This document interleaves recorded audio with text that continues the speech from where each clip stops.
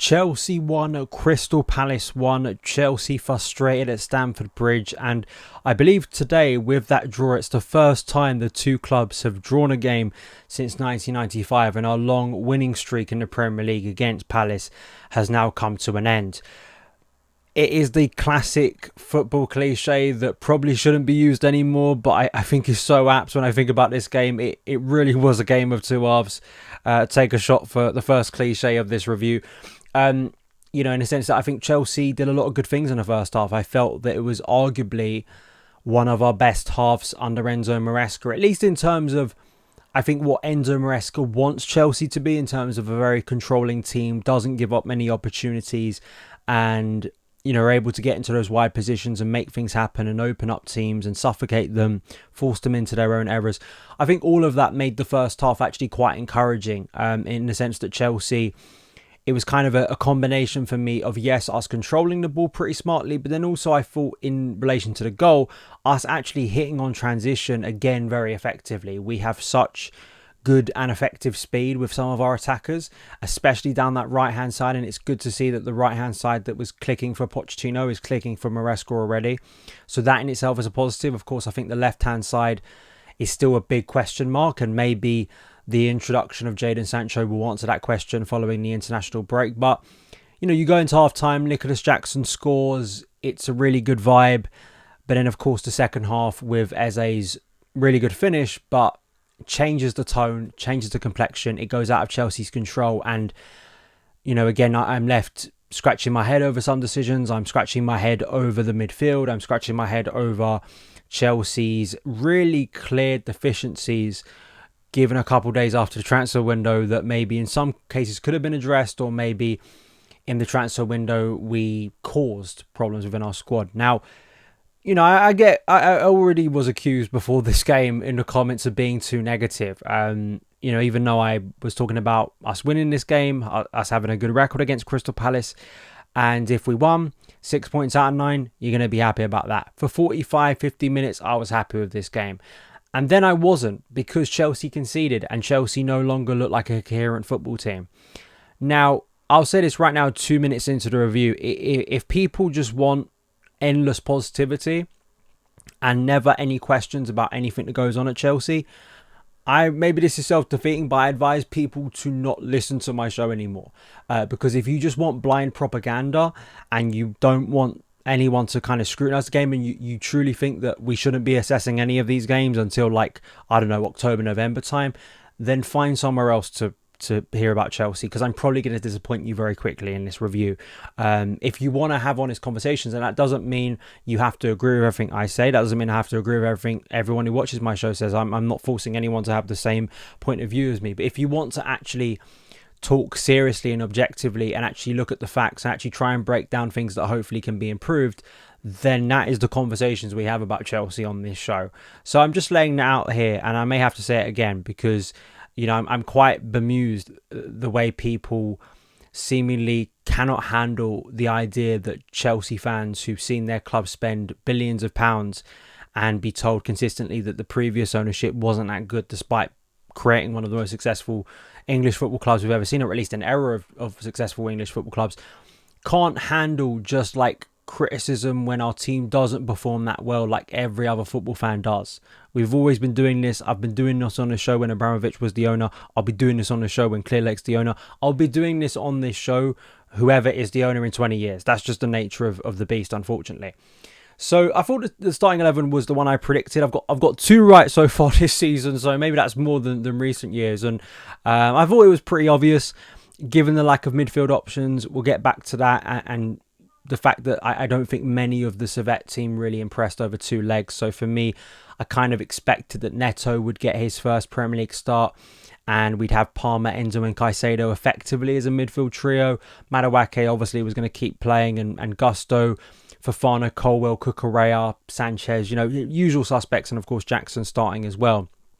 Now, I think what we did well against Palace in the first half was just restrict them to very little opportunities on the break. It looked like they had very little ability to break out, to get the ball to Eze enough to make any impact. Mateta was pretty well marshalled in that first half.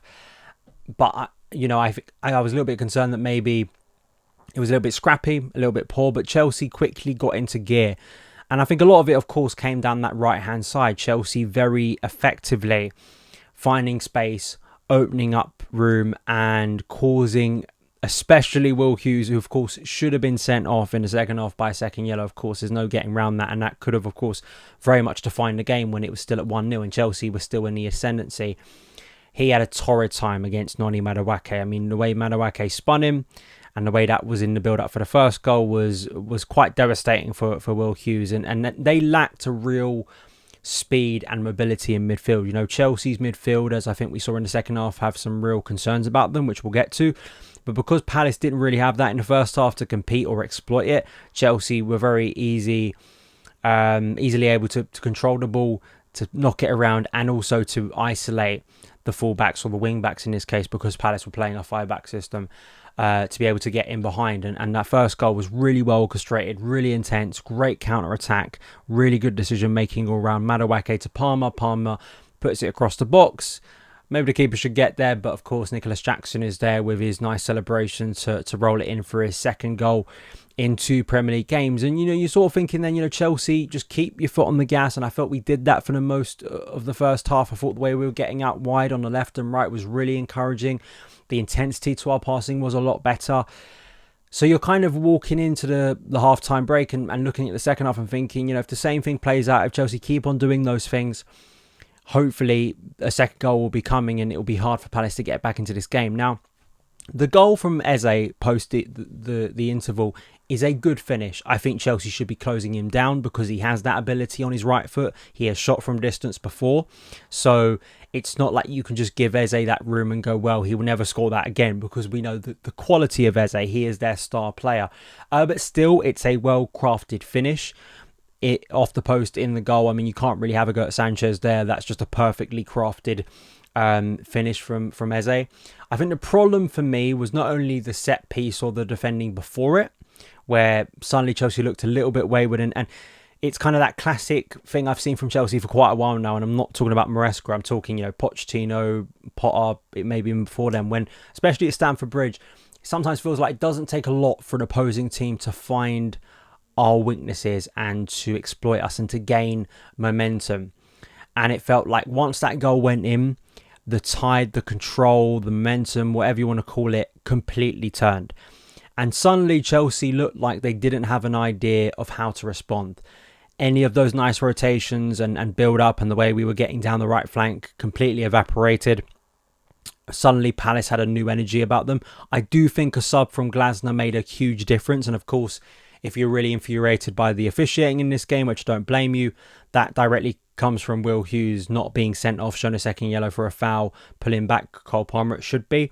And Doucouré comes on. And I think once Doucouré came on, I felt that was quite a defining moment in the game, because suddenly Palace had an engine to kind of their central midfield, a bit of mobility and something to counteract Chelsea. And then I think the holes in Chelsea's midfield and in the centre of our structure that isn't really there started to be exploited a lot more, and suddenly Palace found themselves on transition. Suddenly they found themselves getting Eze on the ball a lot more and just causing Chelsea more and more headaches, and almost feeling a little bit like a basketball game at times, which of course is not what Enzo Maresca wants his Chelsea team to be looking like. And I think most of us don't want to see our team, especially, you know, we like the to and fro. We like seeing Chelsea harass and be a little bit chaotic when we're going forward, but you don't want that going back and forth all the time. I mean, that isn't a good sign of a well-structured football team. I think the next thing for me is the subs of Enzo Maresca, because the game's at 1-1. The tone of it has changed. Chelsea no longer look capable of stifling Palace, and you need to now change things. And the subs of Maresca didn't make a lot of sense. I found it quite baffling, actually, and maybe it's something to do with fitness, that Joao Felix and Mykhailo Mudryk came on before Christopher Nkunku. Nkunku came on around 85, 86, and yes, there was 8 minutes, I believe, added on. So he did have some time, but not nearly enough. And I don't think, you know, for me in the pecking order, Nkunku should not be coming on third. He needs to be coming on first. He needs to be the player that really can change things, whether that is just in behind Nicolas Jackson, Chelsea needed to change something. The problem they've got, unfortunately, and I don't think Dewsbury Hall would have provided this, is this central midfield issue. And people got annoyed at me for speaking about it in the preview, right? I spoke about the Enzo Fernandez problem of this is a guy who doesn't have mobility off the ball, so he needs to be really good on the ball. Today, he was shocking on the ball. He gave away possession so many times, not really under pressure as well. Some of his decision making was abysmal. And there were times when he would go in to try and win the ball, easily lose it. He was involved in some confrontations. It never quite feels like Fernandez is going to win a 50-50. Sometimes he can, but most of the time, especially if things aren't going well for him in a game, you kind of fear that he's going to lose out those duels and Chelsea aren't going to be helped and benefited by that. And you started to see Caicedo having to do a lot of jobs in that second half. Of course, once Malo Gusto went off injured, he was moving into a right back position. It looked like at times on the ball he was playing as a centre back. He's playing as central midfield. Cole Palmer was having to drop really deep to receive the ball. Chelsea started to lose structure, and once João Felix came on, a player who I'm sorry once again is pretty shocking off the ball, doesn't really do a lot off the ball. Chelsea structure was almost non-existent, and it does concern me. It really does, because Palace didn't really show the kind of invention or the ability or kind of bravery, or just had the quality really to take control of that. I do fear, Chelsea, I guess, have a run of opponents now who may not have this ability, but I do fear a really good transition team is going to hurt Chelsea in a big way if they don't sort this out. But the problem is, I'm not sure how you sort it out. I don't know what the obvious answer is, because we've sold some players or loaned some players who I think could have helped in this capacity, so you can't solve it from that way. The transfer window is now shut. The only way you can kind of look at it is what you've got in-house. What you've got in-house is maybe, as Maresca has done, inverting players, but I don't think that really solves the problem, because the gaps were still opening in that second half. And I think the problem we've got is, it seems to me, the more I watch this Chelsea team, and maybe this will be developed and improved by 10, 20 games down the line, we have too many players who want the ball to feet, who are comfortable with the ball to feet. But we don't have enough players now, for me. I think there's a real imbalance in the team of players who are comfortable without the ball and are good off it. I see too many players who want to have it, not a lot of them who want to win it back or have the ability to win it back. And tactics, technique, aesthetics, whatever you want to talk about modern football, you need players off the ball that can run. And that is just, I'm sorry, it's an unavoidable thing in football. It's an unavoidable thing in the Premier League if you want to be a serious team in it. It will cost you over and over again. And we've seen this time and time again with Chelsea. When we don't have those type of players in central midfield, your backline gets exposed. You either have to compensate by that by maybe playing a more risk-averse game, which then maybe causes you problems further up the pitch and maybe limits attackers, or you try and play a more progressive game and you get done on transition, or you risk being done on transition. And that, I think, is the tricky conundrum. I would love to see Carney Chukwuemeka, who, to be honest, primarily has been used as a number 10, but I think he has more legs in his academy days, and also for the young England younger teams, he's played kind of in central midfield, and I'd like to see maybe him be used in that position. But there isn't a lot of options without Romeo Lavia or Moises Caicedo, and to trust both of them for literally the entirety of the season is not a sustainable plan, is it? Lavia already has had and is having injury problems right now, so that remains a headache, I think, for Renzo Maresca. So yeah, I mean, I don't think it was a great day for Chelsea. Now, you look at the table, and listen, we're only 3 games in. Chelsea have got 4 points. It's not tragic. It could have been a lot worse, of course. And we have one decent win off our belt. We're into the Europa Conference League proper, and we now have the international break. But what I would say is, it's not exactly the start I think Chelsea needed. I think they need to be winning these games if they want to qualify for the Champions League. And I just still think there are major structural problems that, if not resolved, I think it's fair for people to look at this and go, I'm not sure some of these structural problems are just going to be solved by playing more games. I think some of them are just key fundamental problems in terms of players who just can't run, don't have the mobility, or just the team is just set up in a way that's just going to hurt us in the long term. So I feel like it's fair to ask those questions at least and hope they get a positive resolution. I feel pretty confident Chelsea will score a lot of goals this season. I think we not only have the individual talent, but I think especially from that right side, Noni Madueke, Cole Palmer, Malo Gusto as well. Let's hope he isn't out for too long with Reece James injury problems as well.